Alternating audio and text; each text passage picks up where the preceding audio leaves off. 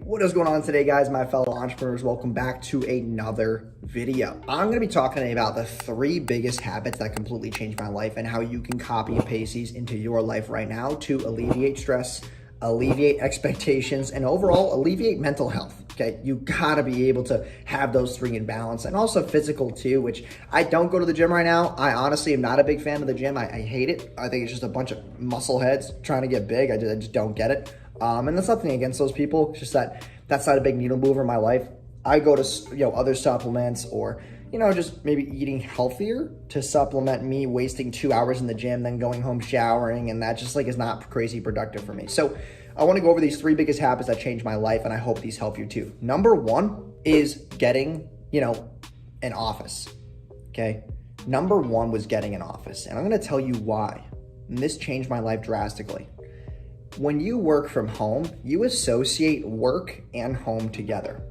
And if you're doing that, then what's going to happen? You're going to be in your bedroom or your office or maybe in your kitchen, and you're going to be thinking about work the whole time because you work upstairs. You work in this room. You also might have your laptop on your bed. You're talking about work at home. You're talking about all these things. And you need to be able to have that separation, that work-life balance that everybody talks about. That actually is possible. And I used to live in Tampa with a bunch of marketers. It was the 5 of us, and we associated work with our home. I was up in my bed on the laptop, up in someone's room on my laptop. I was downstairs at the island on my laptop. I was in the office in the house on my laptop. Everywhere I went was marketing, ads, bullshit, and clients, and talking about strategy, talking about stuff, when I just wanted to go upstairs and chill, but I couldn't separate that from my life. So having that work-life balance of having a separate office, you don't have to ball out like I did with a big office. It's over 4,000 square feet, right? You just can get a simple, you can go to WeWork, you can find, a local listing for a lease. They're really not as expensive as you think. If you're making at least 10K a month,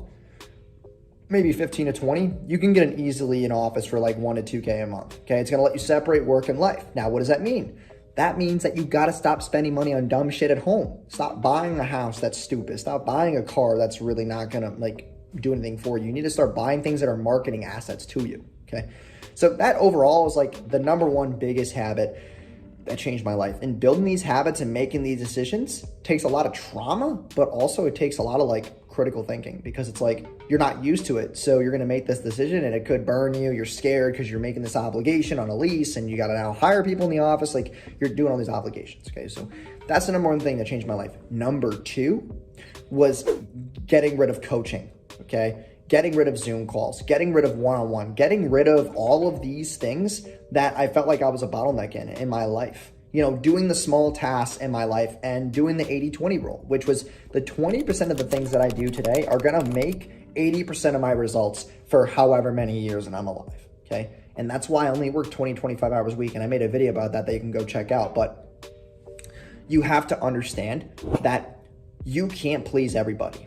Okay. And by you working so hard and more, I get that you got to get the business off the ground, but you can work a lot smarter, not harder. And that's why you find mentors, you find courses, and people always try to argue me with this stuff. I bought this course, it didn't work. No, you were just lazy as fuck and didn't go through it. And now you're mad about it. And that's your fault. That's not the course's fault. Okay. Stop blaming shit on other people when you're the person who's accountable. I've bought many courses. Okay. And I never really had any that sucked because I went through them and I implemented shit. People don't get what they want out of courses and mentors because they get told things and they never do shit about it because you don't have accountability or discipline to do anything. And that's part of the second habit, was just putting more money into my knowledge, putting more money into courses, putting more money into that next tip. The amount of money I've spent, that even if I got 1 golden nugget from each person, that allowed me to be as smart and result driven as I am now. Okay. Beating the process of trying to do everything on your own, that's not going to work. And that's honestly the second biggest habit that changed my life, was giving myself up to people who could give me a tip. Because people have egos, people think they can do it on their own, that they can get all the information for free on YouTube, which is not really the case. There's a lot of under the table secrets that I know that people are not giving out on YouTube. Not saying that they're hiding it from me, but they're very lucrative secrets about Shopify and ads and tracking and all these different things that they don't really go over in courses. The back end of the business, negotiating with suppliers, all these different things that no one really talks about on YouTube or Instagram, wherever the case may be. So number 2 is pouring more money and trusting people who I knew could give me a tip, giving myself up to people who are willing to give me a tip and taking that in implementation and having that accountability and discipline to do it, having that hunger. And that also brings you to the last point of this second habit, is that when you're actually spending money on shit and you're doing things in the business to try to move the needle, your accountability will rise. When you spend money, your accountability increases. You have to do more shit. You are obligated to do more because you have to compensate for the money that you just spent. A lot of people don't have accountability in their lives because they just simply don't do anything. There's no reason to. You're not spending money, so why fucking do anything? You're not obligated to do anything. You're not up against the wall. You don't have your back against the wall. And my third biggest tip, my third biggest habit that I took on was getting rid of the notion that I can please everybody, right? I always was bending over backwards for people. I was always trying my best to please everybody. I was always trying to be the nice guy. And at some point, that train is going to leave the station. You have to not put so much emotional stress, anxiety on yourself, trying to please every client, business person you meet, every networking person that you meet, whatever the case may be. You can't please everybody. Only a certain amount of people are meant to like you.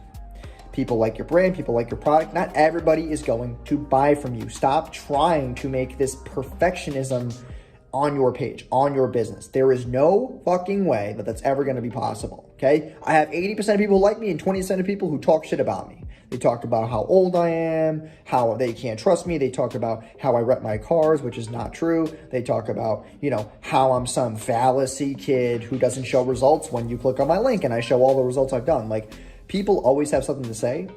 And people try to model their marketing to try to please every single dislike or comment on their page, and just not going to work. You're going to drive yourself fucking insane.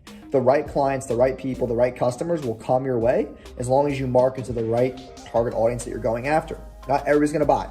We have a e-com store and people are like, are these results real? I'm like, no shit they are. Like, look at the picture. But people are so ignorant, have such a big ego. And most business owners be like, oh my God, we got to fix that. No. Because if we have people already buying, those are the right customers that we need in the pipeline, not people who hate us. Why the hell would I want my email list and SMS list and customer list full of people who I had to persuade to buy? That's not what I want. I want loyal customers who are going to spend more money, who are going to be happy about the product and write great reviews and refer us. That's what I want in my ecosystem. So not having to please everybody. And those are my 3 biggest habits, honestly.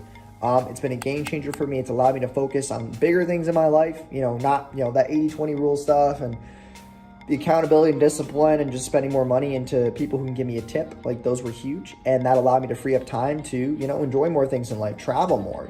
I do trips with my girlfriend every single weekend. I also was able to get in a relationship by not working 18 hours a day. So a lot of things open up for me. So I hope you guys enjoyed today's video. I hope these habits kind of inspire you to take on one of them. Maybe you don't like them at all. That's fine. But they've worked for me very, very well, and everybody's different. So, also leave a comment down below. Any questions that you have about habits that you want to take on, any advice that you would, want from me. Maybe it's not my place, but just figure to open the door for you. But just like, comment, and subscribe, and I'll see you guys in tomorrow's video. Peace.